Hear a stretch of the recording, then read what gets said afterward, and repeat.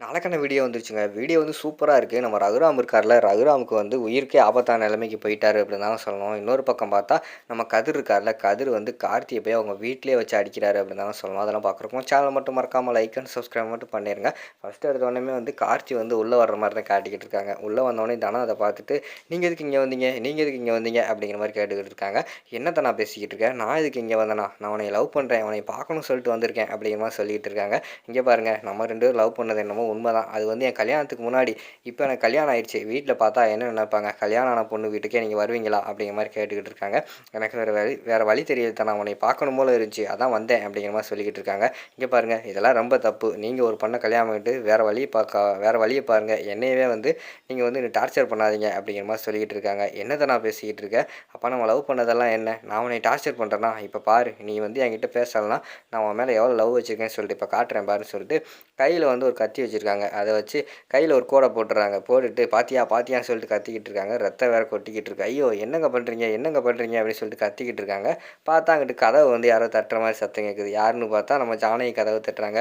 "ஐயோ! அம்மா வேற வந்துட்டாங்களே! இப்ப என்ன பண்றது?" அப்படின்னு சொல்லிட்டு, "ஏங்க ஃபர்ஸ்ட்டு எங்கேயாவது ஒளிஞ்சு போங்க. கட்டிலுக்கு அடியில போங்க. கட்டிலுக்கு அடியில போங்கன்னு" சொல்லிட்டு நம்ம கார்த்திய வந்து கட்டிலுக்கு அடியில ஒளிச்சு வச்சுடுறாங்க. அப்போ வந்து உள்ள வந்து ஜானகி வராங்க. "என்ன ஒரு மாதிரி இருக்கியே?" அப்படிங்கிற மாரி சொன்னோனே, "அதெல்லாம் ஒண்ணும் இல்லம்மா. எனக்கு பசிக்கல. சாப்பாட கொண்டு போங்க." அப்படிங்கிற மாரி சொல்றாங்க.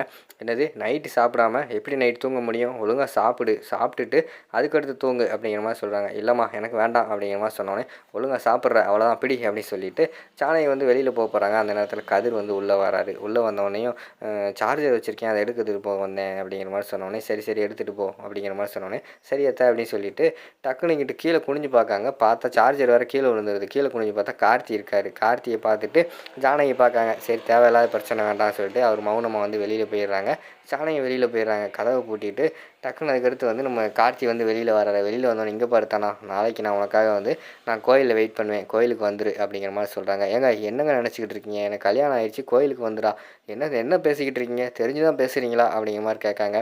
"என்ன தனா, என் பேச்ச கேட்க மாட்டேல்ல? என் லவ்வ நீ புரிஞ்சுக்க மாட்டேல்ல? இரு நான் என்ன பண்றேன் பாரு" சொல்லி திருப்பி வந்து கத்தி எடுக்காங்க. "ஏங்கங்க உள்ள வைங்க, உள்ள வைங்க. நான் வாரேங்க, வாரேங்க." அப்படின்னு சொல்லிட்டு ஒத்துக்குறாங்க தனம் வந்து. "சரி நான் கிளம்புறேன்." அப்படின்னு சொல்லிட்டு கார்த்தி வந்து அந்த இடத்துல வந்து விறுவிறுன்னு கதவ எடுத்துட்டு கதவ மூடிட்டு வெளியில போற மாரி தான் காட்டிக்கிட்டு இருக்காங்க. கதவ திறந்து போறாங்க. பார்த்தா டக்குனு வந்து மாயா வந்து பார்த்துடுறாங்க. மாயா பார்த்துட்டு விறுவிறுன்னு வெளியில ஓடி வராங்க. "ஏய் நீ எதுக்கு எங்க வீட்டுக்கு வந்த? நீ எதுக்கு வந்த?" அப்படிங்கிற மாரி கேட்காங்க. "என்ன மாயா பயந்துட்டியா? என் லவ்வர பார்க்க வந்தேன். என் லவ்வர பார்த்துட்டு சில விஷயங்கள சொல்ல வந்தேன். கோயிலுக்கு வர சொல்லியிருக்கேன். இல்லைன்னா என்ன ஆகும்னு அவளுக்கே தெரியும்." அப்படிங்கிற மாரி சொல்லிக்கிட்டு இருக்காங்க. "என்னது கோயிலுக்கா?" அப்படிங்கிற மாரி சொன்னோனே, "ஆமா. வீடியோ காட்டிட்டு போலான்னு வந்தேன். என்ன பண்றது? ஆனா காட்ட முடியாதே. அதனால வந்து நேர்ல பேசணும்னு சொல்லிட்டு வர சொல்லியிருக்கேன்." அப்படிங்கிற மாரி சொல்லிக்கிட்டு இருக்காங்க. "இங்க பாரு உங்களால எதுவுமே பண்ண முடியாது சரியா?" அப்படின்னு சொல்லிட்டு அந்த இடத்துலேருந்து விறுவிறுன்னு வந்து போயிடுறாங்க கார்த்தி வந்து.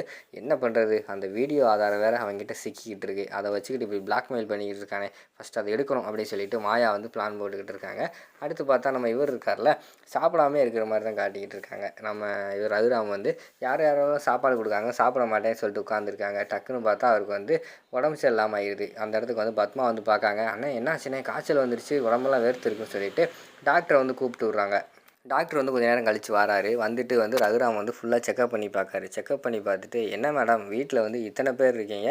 இவருக்கு யாருமே சாப்பாடு குடுக்க மாட்டீங்களா? சாப்பிடாதனால உடம்புல வந்து இம்யூனிட்டி பவரே இல்ல. அதனால தான் இந்த பிரச்சனைலாம் வந்திருக்கு. ஒழுங்கா சாப்பாடு குடுங்க. இல்லைன்னா அவருக்கு உயிருக்கே வந்து ஆபத்தாயிர போது." அப்படிங்கிற மாரி சொல்லிக்கிட்டு இருக்காங்க. உடனே வந்து நம்ம ரகுராமோட அம்மா இருக்காங்கல்ல, அவங்க சொல்றாங்க, "ஏய் நீ போய் சமைச்சு கொண்டு வா. அவங்க சமைக்கிறத சாப்பிட்டு அவனுக்கு உடம்பு சரியில்லாம போயிருச்சு." அப்படிங்கிற மாரி சொல்றாங்க. "என்ன என்னம்மா நாங்க சமைக்கிறது அண்ணனுக்கு பிடிக்கலையோ?" அப்படின்னு சொல்லிட்டு பத்மா வந்து கேட்குறாங்க.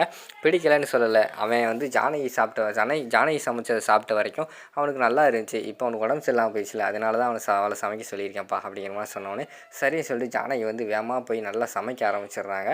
சமைச்சிட்டு ஜம்முன்னு நல்லா சமைச்சு முடிச்செல்லாம் கொண்டு வந்துடுறாங்க. கொண்டு வந்துட்டு, "இந்தாங்க சாப்பிடுங்க." அப்படிங்கிற மாரி குடுக்காங்க. "எனக்கு வேண்டாம். உன்கிட்ட நான் சாப்பாடு கேட்டேனா?" அப்படின்னு சொல்லிட்டு ரகுராம் வந்து சொல்றாரு. "ஏங்க சாப்பிடுங்க. உடம்பு கெட்டு போகுது." அப்படிங்கிற மாரி சொன்னோனையும், "இங்க பாரு எனக்கு அதெல்லாம் ஒண்ணும் தேவை கிடையாது. நீ முதல்ல கிளம்பு. வெளியில போ, வெளியில போன்னு" சொல்லிட்டு வெளியில விரட்டிடுறாங்க.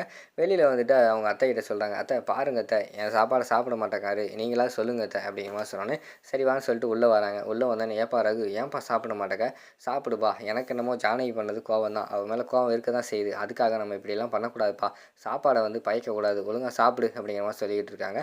"நான் சாப்பிட மாட்டேம்மா. எனக்கு வேண்டாம்." அப்படிங்கிற மாரி சொல்லிடுறாங்க. "ஓ! அப்படின்னா நான் சமைச்சா நீங்க சாப்பிட மாட்டீங்க. அப்படிதானே? சரி இருக்கட்டும்." அப்படின்னு சொல்லிட்டு ஜானகி பக்கத்தில் எனக்கு ஒரு டேபிள் இருக்குது, அதில் கொண்டு போய் இந்த சாப்பாடு இங்கே தான் இருக்கும், நீங்கள் இந்த சாப்பாடை சாப்பிட்ற வரைக்கும் என் வாயில் பச்சை தண்ணி கூட படாது, அவ்வளோதான் நான் சொல்லிட்டேன் அப்படின்னு சொல்லிட்டு ஜானகி வந்து ஒருவரும் வெளியில் போய் உட்காந்துக்கிறாங்க. அந்த இடத்துக்கு வந்து இவங்க வந்து வராங்க, மாயா வந்து வராங்க. வந்துட்டு என்னத்த நீங்கள் என்னத்த இப்படி கோவப்படுறீங்க அப்படிங்கிற மாதிரி சொன்னோடனே, ஆமாம் அவர் மட்டும் வந்து வீம்பா இருப்பாரா, நானும் வீம்பாக தான் இருப்பேன், யார் வந்து ஃபஸ்ட்டு சாப்பிட்றாங்கன்னு பார்ப்போம், அவர் சாப்பிட்டா தான் நான் சாப்பிடுவேன், இல்லைன்னா நான் பச்சை தண்ணி கூட குடிக்க மாட்டேன் சொல்லிட்டேன் அப்படிங்கிற மாதிரி சொல்லிக்கிட்டு இருக்காங்க.